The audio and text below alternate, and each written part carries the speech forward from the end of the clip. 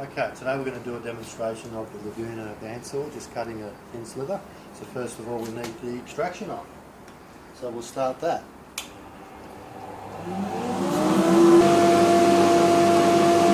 Okay, here we have the 18BX Laguna band resaw with a tungsten carbide blade. So just as a simple demonstration, we'll do a thin slice on this radio pine of say about 1 mil splitter, just to give you an idea how accurate and how good this machine is. So first of all we'll start it.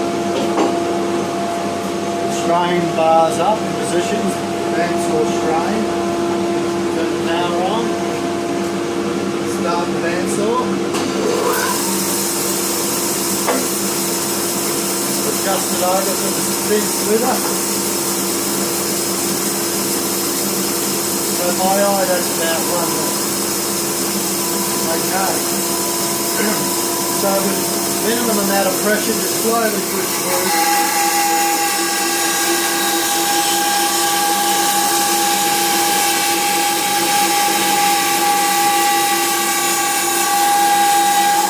Go to the outside of the table to reduce injury.